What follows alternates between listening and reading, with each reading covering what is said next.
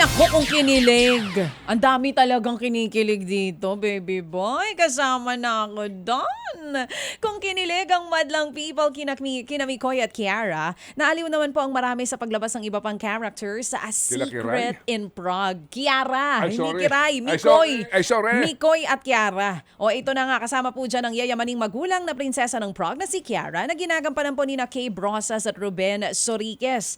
Good vibes parents naman ni Mikoy ang mga pinagpala na ginagampanan naman po ni na Arlene Mulak at Edu Manzano. At dahil alam na ni Mikoy kung sino si Kiara at ang impluensya ng kaniyang tatay, dito na mag-uumpisa ang komplikasyon ng storya. Ang mga umiinit at nakaaliw na eksena, abangan po yan sa Secret in Prague, alas 8 ng gabi sa TV5. And can I just say, kung di pa kayo nakakarating dyan sa Prague, sa Czech Republic, kitang-kita po dito sa series na to ang ganda ng Prague. Gusto ko magpunta, Alam mo, baby. Ang ganda. baka ito ho ang mangyari dyan, kapag nga po awa ng Diyos ay talaga pong tutukan ito at kagiliwan po ng ating mga manonood itong seryeng ito. Parang yung Korean series na alala ho ninyo, yung napakasimpleng eksena doon sa napakaliit na pantalan kung saan po nagpapiano yung sikat doon na artistang Koreano. Dumaan lang po yung isang maliit na barko, saka yung kanyang leading lady, naalala mo yon?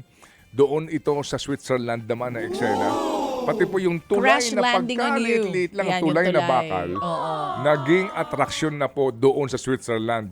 As a matter of fact, yung napagkaliit-liit na tulay na yun, nilagyan na po nila ng bayad. Ba? Nagkaroon na po ng turnstile. Oo. Kasi nga sa dami ng Koreano pumupunta doon at ilang pong mga nanonood sa seryeng yun, naging atraksyon ng turismo doon sa Switzerland. Yan. Hindi ba? Oo. So baka po ito rin po maging dahilan dyan. Kasi nakita mo yung isang eksena. May tulay gabi, Oo. may tulay doon. Oo. Yun yung tulay eh. Oo. Doon naglalakad si Saldi. Ayun lang, ang mahirap doon.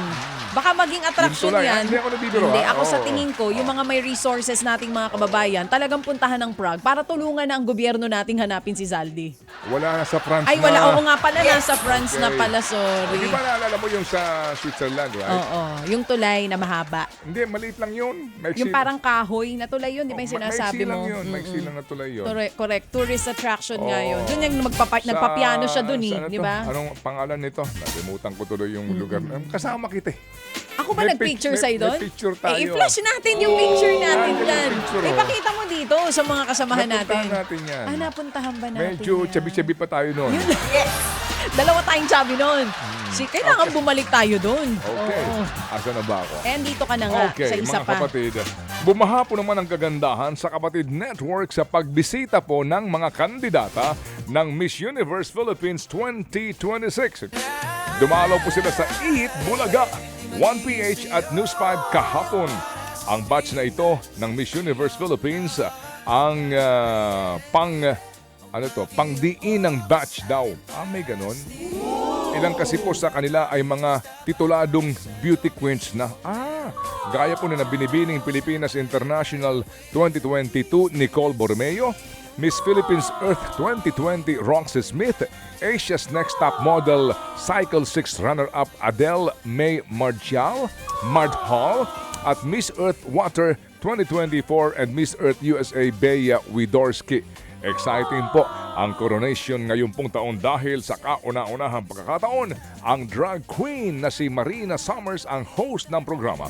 Magtatanghal din po ang P-pop group na BGYO.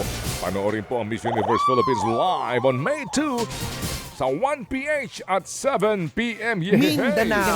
At Grabe. mapapanood din po yan sa May 3, 9 a.m. sa TV5. Sabado pala ito. Magja-judge ka ba sa May 2? Baka makita ka namin doon, Busy ha? ako. Akala ko naka-trunks ka na naman ng hanggang tuhod, eh. O, May 2 ha, mga kapatid. Abangan niyo po yan. 7 p.m. on 1PH at May 3, 9 a.m. once again on TV5. Samantala, mula pelikula hanggang serye, dadalhin naman sa teatro ang komedya ng Babae sa Septic Tank na pinagbibidahan nga po ni Miss Eugene Domingo. Ay, gusto ko ito mapanood ng live. Umarangkada na po ang produksyon ng Ang Babae sa Septic Tank 4. Eksklusibong ipinasilip sa News 5 ang table reading at paghahanda ng cast sa gagawing theater production ng hit franchise. 2011 ng unang lumabas ang Babae sa Septic Tank na ang tema po ay tungkol sa independent cinema. Nagkaroon ng sequel yan noong 2016 na mainstream movies ang focus. Ang third installment na tungkol po sa historical fiction ay inilabas naman noong taong 2019. Ngayon, mga issue sa mundo ng teatro ang punto. Makakasama po ni Eugene Domingo sa proyekto sina JC Santos, Marlon Rivera, Melvin Lee, Andoy Ranay at maraming iba pa. Mapapanood po ito sa PETA Theater. Habang meron po naman pasilip ang spin-off series ng The Big Bang Theory ng Stuart Fails to Save the Universe. Stuart Fails to Save the Universe. Bida ho rito ang side characters ni na Stuart Bloom na ginagampanan po naman ni Kevin Sussman, Barry na karakter po naman ni John Rose Bowie, Denise na role naman po ni Lauren Lapkus at Bert na ginagampanan po naman ni Brian Posehn. Hindi ko sila makilala. Iikot po ang spin-off sa nasirang device na magdudulot po naman ng Multiverse Armageddon.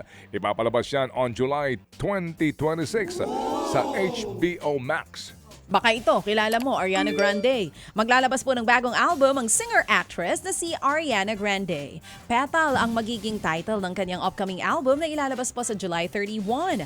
Bilang teaser, naglabas si Ariana ng black and white na close-up photo.